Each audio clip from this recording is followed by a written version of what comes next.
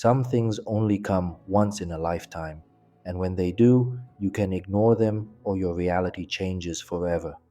You did not get here by mistake. This video was not just a random click, it was a calling. The wisdom that is about to be revealed is not theory. It is a code, a vibrational code used by ancient beings who understood how to manipulate reality.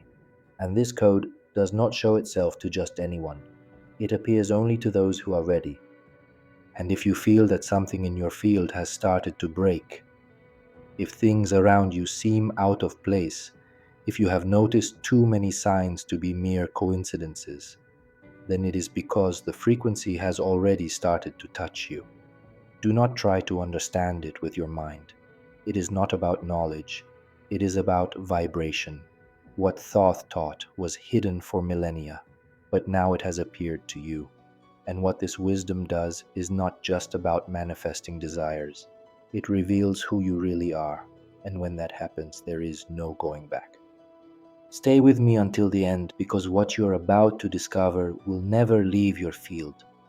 If you feel that this message resonates with you, that it is not just a video but a key, then leave a like immediately and consider subscribing to the channel. Not to support us, but because it is your silent way of saying, I am part of this space, I am aligned with this awakening. I consciously choose to walk with those who vibrate in the same direction. I will understand it, we will feel it, and together we will continue to generate waves of truth. The soul attracts what it secretly cultivates in silence. What has been activated will now begin to move. But before you understand exactly what is moving, you need to understand one thing. This knowledge that is about to emerge in you is not new. It was not invented now. It was not created by any new age current, nor by internet gurus. This knowledge is ancient, extremely ancient, and because of this, it has been silenced. Imagine wisdom so powerful that it could free any mind from the invisible prison that rules this world. Information so transformative that if it were freely available, no power structure could remain standing. That is exactly why it had to be hidden but not buried. It was sealed, protected, hidden within ancient traditions, passed down orally in codes, symbols, and practices that required more than simple curiosity. They required a vibrational preparation. This knowledge circulated in the hands of Sufis, Kabbalists, Rosicrucians, not because they wanted to monopolize it, but because they knew that this wisdom could not be given to those who still lived as slaves to their own minds. These groups were called occultists, esotericists, heretics, because they dared to say that power is not in heaven or on earth. It is in you. And when you access this power, you become uncontrollable. And the system fears this. History has always been written by those in power, and everything that posed a risk to the established order was labeled as dangerous, cursed, or improper. But what few realize is that this danger was never external. The real danger was in spiritual autonomy, in the fact that someone understood that he did not need to be saved, that he was already free, that he could shape reality from his own vibration. This is what the ancient Sufis tried to teach with their spiral dances, connecting the body to the energy of the universe, breaking the veil of duality through movement. It was not art, it was sacred technology. This is what the Kabbalah preserved in its enigmatic diagrams. Like the tree of life, each sphere, each path, an internal map of how the soul descends into matter and then ascends again, bringing with it the splendor of the One. This is what the Rosicrucians hid under hermetic symbols, where the rose blooms in the center of the cross, the spirit that awakens in the pain of matter, remembering that even crucified, the sacred does not die. This knowledge was not kept hidden out of fear of the people, but out of fear of manipulation. Because a misunderstood truth can be transformed into a weapon, and a tool of creation in the wrong hands can become a mechanism of domination. And that is why the wisdom of Thoth was silenced. Thoth, the scribe of the gods, the one who did not speak of beliefs but of frequency, the one who did not impose doctrines but left codes. Codes that open only when the soul vibrates at the exact point of memory. And now that point has been touched in you, perhaps you have not yet understood. It may seem confusing, dense, even absurd, but that is because your mental field is still trying to interpret something that can only be understood vibrationally. It's not about memorizing, it's about recognizing, and that's what starts to happen when this kind of wisdom touches your field. It doesn't ask for permission to be understood, it just resonates, and when it resonates, it activates. And that's exactly why this technique had to remain hidden for centuries. The first sign that you are ready is that it does not depend on words. It is not transmitted as a normal teaching. It has to be recognized as if it were already inside you, waiting for the right moment to emerge. Not with noise, but with silence. You know what I am talking about. Even if your mind cannot yet express it in words, it is that feeling of having heard it before, without ever having studied it. The kind of memory that does not come from childhood or school. It comes from a deeper place, a place where time does not flow, like out here, where everything simply is. This is the first sign that you are ready, because this wisdom does not knock on the door of those who are still trying to prove something. It only shows itself when the inner space is open, when the noise of identity begins to dissolve. And even if silently the question arises, what if everything I thought I knew was not the center of truth? From this point on, it is no longer about searching. It is about listening, about feeling what is already vibrating inside. Because the whole body responds when the truth appears. The mind doubts, but the field vibrates. And it is in that vibration that everything begins. You don't have to know how to manifest something, and perhaps this is the biggest mistake of the seeker, wanting to control the process, forcing the outcome, visualizing as if reality were a wish-granting app. But that's not how subtle reality works. Human consciousness doesn't create through effort, it creates through frequency. And that's why true manifestation isn't about asking, it's not about listing wishes or repeating phrases like automatic mantras. It's about aligning your inner state with the original vibration. And that doesn't happen at the level of ideas, it happens at the level of vibration. You are a receiver, you always have been. From birth, you have absorbed everything around you: sounds, shapes, emotions, thoughts, energies. You capture, record, respond. Even when you think you are in control, it is your field that reacts to the world, to family memories, to inherited traumas, to stories whose origins you do not even remember. And all of this forms your receiving code. That is why two people can be in the same situation and have completely different outcomes. It is not bad luck, it is frequency. And frequency comes from being, not from words. This state is like a radio station that never stops broadcasting. Only instead of music, it broadcasts reality. Your external life is a direct reflection of the frequency you are unconsciously emitting. You don't have to consciously want something. If your being vibrates scarcity, you attract scarcity. If your being vibrates fear, you attract what reinforces that fear. But when you start vibrating consciousness, something changes. You start noticing patterns. You start seeing that what seemed random was actually generated by you all along, not at the ego level, but at the subtle resonance level. This is where you stop living as a victim of circumstances, and you begin to understand that everything, absolutely everything, is organizing itself according to your vibrational signature. But that reception is still passive, and the secret is precisely in how to reverse this mechanism, because the universe does not respond to what you say, it responds to what you are, to the vibration you maintain when no one is looking, to the silent reasons behind your choices. It does not matter what you do on the surface. What changes the flow is the why hidden behind the gesture. And this is where the reversal begins. You may be helping someone, offering a gift, doing good, but if there is an intention behind it of recognition, of approval, of validation, the universe does not read the action. It reads the vibrational code of the intention. Reality does not change because of appearances. It changes because of the frequency behind the appearance. And that frequency arises where the intention begins. Now watch this. Every human being, in essence, is always receiving, even when they think they are giving. We receive attention, we receive experiences, we receive stimulation, opportunities, challenges, lessons. We receive even when we reject, because even rejection is a form of experience that comes. But there is a hidden key in this process. You must not stop receiving. That would be unnatural. What changes everything is what happens energetically when you transform the simple act of receiving into an act of giving back.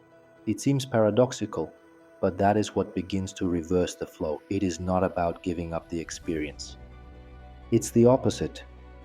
It's about living it so fully, with such awareness, that the simple fact of receiving something already becomes an offering.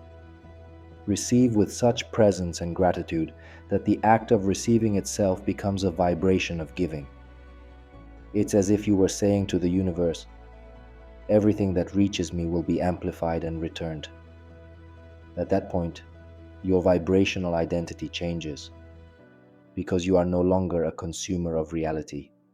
You become an amplifier. The reality around you reorganizes, not because you ask, but because you generate. Your presence takes on a different density.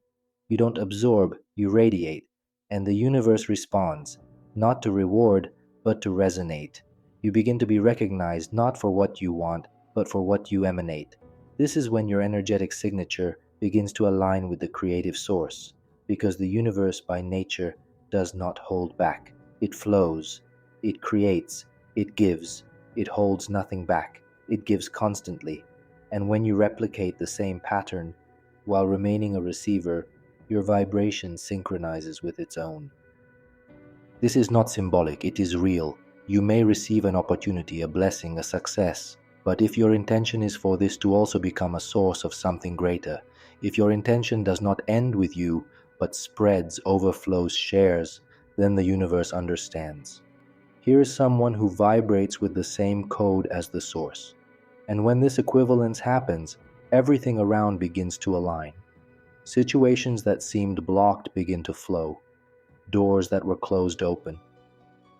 People appear along the path as living responses, because the intelligence of existence senses that you are no longer operating as a normal receiver. It senses that your presence activates the flow and therefore expands. The reversal has occurred. What once came from the outside in now begins to emanate from the inside out. And that simple, silent reversal, imperceptible to those who only observe the surface, completely changes the way reality responds to your existence. You are no longer trying to make life work. Life starts to work around you because it now recognizes you. And when that code is activated, reality stops testing you. It starts to mold itself to you. The game changes when you become the mirror. In this moment, the game changes, and it changes silently, almost imperceptibly. But those who are paying attention can feel it, because the effort disappears. The internal struggle stops. That constant pressure to control, to attract, to chase dissolves.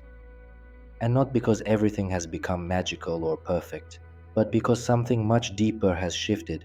You have stopped acting like someone separate from reality, and you have started acting like a reflection of it. You have become a mirror. And mirrors don't force. Mirrors don't compete. They simply accurately reflect what is in front of them. And when your vibration aligns with the vibration of the whole recognizes itself in you. It stops sending you evidence and starts using you as a living expression. In that moment, you are no longer manifesting. You are manifested. Reality observes you as much as you observe it. And when it sees that your intention is clean, coherent, stable, it mirrors you. It places you where your frequency needs to be. It brings people who resonate with your purpose.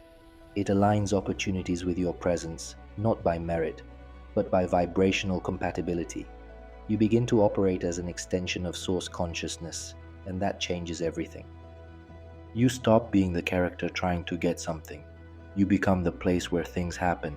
You stop operating in "I have to do something to get something" mode and start operating in "I am vibrating something that already is" mode. It is a change of axis, from inside to outside, from pressure to expansion. This is not positive thinking. This is not the superficial law of attraction, it is resonance, and resonance is the most precise language in the universe. All creation responds to coherence. Everything that vibrates out of harmony has to struggle to exist. It has to force itself, it has to push. But what is in harmony does not struggle to exist. It simply takes up space naturally, like light coming in through an open window. And when you become a mirror of the source, you begin to emit that same naturalness. Life begins to recognize you not as a spectator, but as an active reflection, a living manifestation of the creative force. And that is why existence begins to shape itself to you, because it now understands. You are no longer asking, you are resonating. And here is the deepest part of this shift. You no longer have to explain anything. People around you will start to feel it. They will notice that there is something different about you, that your presence has a stability that is not easily shaken, that your words carry truth, that your gaze conveys certainty. And this is not about ego, it is about alignment. You become a mirror not only for reality, but for others. And by seeing you, many will start to see themselves. This is how true change makers operate. They don't seek stages, they don't need slogans, they simply vibrate what they are. They embody what the universe wants to expand. But this circuit is still incomplete. And what is missing is the most challenging point of all, because it is not enough to vibrate like the source. You have to remain whole in the face of what seeks to fragment you. Every powerful energy has a price: integrity.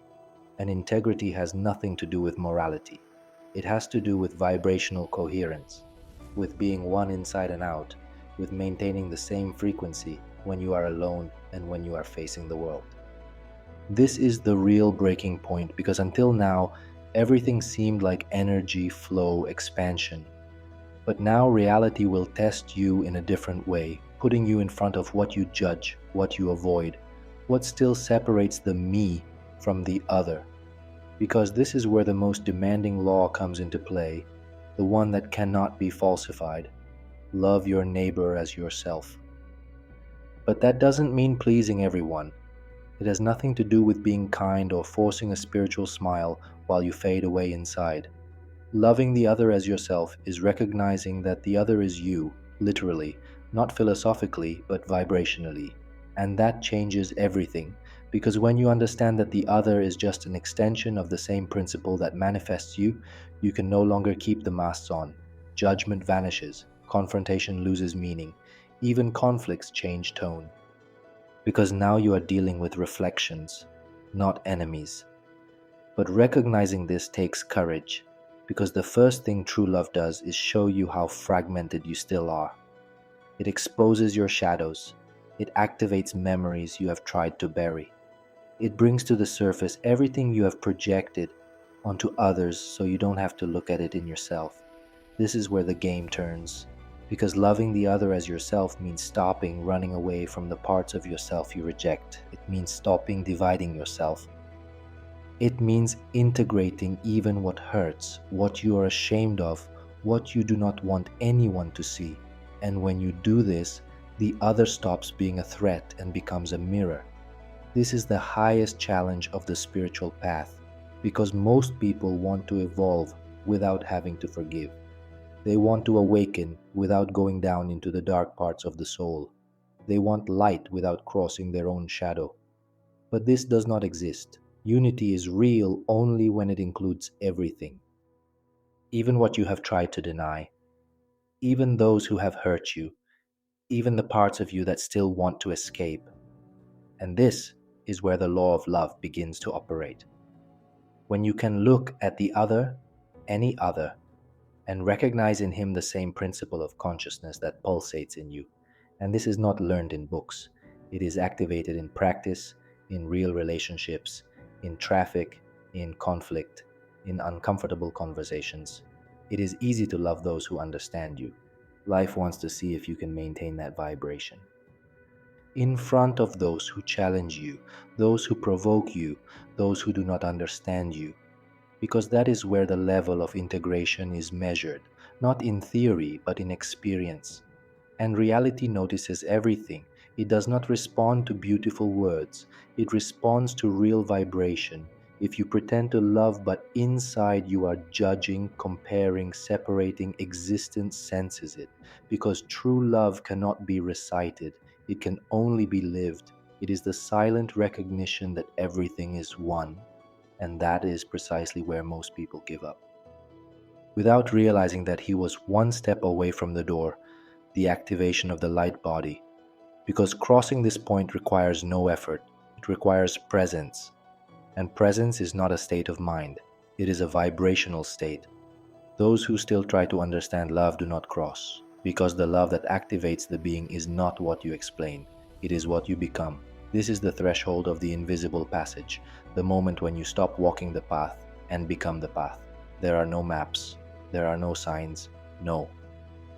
But there is a vibration that begins to take shape inside you, a feeling of silent integration, as if for the first time your soul is standing upright inside your body, and everything changes. What once seemed like separation now begins to dissolve. The mind still tries to resist, to bring back logic, judgments, old stories. But something deeper does not move. It is there. It is whole. This conscious love is not an emotion. It is not affection. It is an active frequency that begins to circulate in you, as if it were moving through the energy centers of your body with a new signature. It has no name, no language, but it has presence. And when that presence finds space, it pulsates. Thoth called it vibrational communion, a state in which the separation between you and the source dissolves not by belief, but by direct experience. You are no longer invoking anything. You become compatible with everything. And at this level of compatibility, reality no longer needs to be forced. It begins to happen. Manifestation ceases to be an attempt and becomes a consequence. You enter the state where what is to come comes, where what is to go goes, not by will, but by pure resonance. This love, this silent recognition of oneness, not only transforms the way you see the world, it transforms your body. Because when this unification is real, something begins to light up inside you. It's as if a part of your system that has always been asleep begins to wake up. Not in a magical or spectacular way, but subtly, like a light slowly turning on in a dark room. And as that light turns on, you begin to feel your inner state reorganizing. Your perception of time begins to change. Minutes no longer seem linear. Hours no longer have the same weight. You begin to feel a fluidity in the air, a lightness in your thoughts, a deeper silence in moments where there was previously anxiety. This is the beginning of the activation of the light body. And no, it has nothing to do with becoming a magical glowing being in the dark. Activation is not about how it looks. It's about how it works. Your being begins to emit more than it absorbs. Your body becomes more sensitive to truth and less reactive to noise. Your words begin to carry pure intention, as if energy is passing directly through your voice. People feel it, situations respond to it, life reorganizes around it. You become a high-frequency channel. And the more you are present in that vibration, the faster reality responds. Not because you convinced it, but because you now vibrate the same way. Life no longer perceives you as something separate from creation. It recognizes you as an active part of the creative mechanism itself. The light body is, in practice, a state of full presence, a state in which what you think, what you feel, what you emanate, and what you manifest are one coherent movement. This is what allows manifestations to arrive. With speed, with precision, with ease, because you have stopped being a point of interference and have become a point of coherence. And it is in that state that manifestation becomes inevitable, because now reality is no longer responding to what you want. It is responding to what you are. This is the final shift, the fine line where everything begins to rearrange itself without effort, without visualization, without negotiation. You don't ask, you vibrate, and life responds. It is at this point that the universe bows. Not by obedience, but by recognition. Your presence becomes a vector, a pure emanation of vibratory coherence. And coherence is the sound that reality respects the most. It is as if suddenly everything that once resisted begins to open, not by miracle, but by attunement. You become the center of a magnetic force that does not attract with force, but with integrity. There is no longer any need to push anything. What comes, comes because it is ready. What goes, goes because it has already served its purpose. Life begins to move with an almost absurd precision. People you didn't expect reappear. Ideas come out of nowhere. Situations converge. Time seems to conspire. The mind tries to understand, but it can't, because what you have access to now is another level of intelligence, synchronicity. And synchronicity is when reality stops testing you and starts using you as a tool for expansion. You have become a recognizable vibration within the entire system. And all this happens because you have activated what almost no one activates in this life. Because while many continue to try to force the flow with techniques and formulas, you have gone into silence. And in silence, you have returned to the original state. The state that Thoth taught, but that few had the courage to live. Now you no longer need to create reality with effort, because you are the expanding reality, and here the journey ends, but not as an end, as the beginning of another state of existence. Now you no longer manifest by desire, you manifest by identity. There is no longer any room for trying to make things work. There is no longer any question as to whether it will happen or not, because what you manifest now is not separate from you. It is only the visible extension of what you have become within. You have become conscious presence.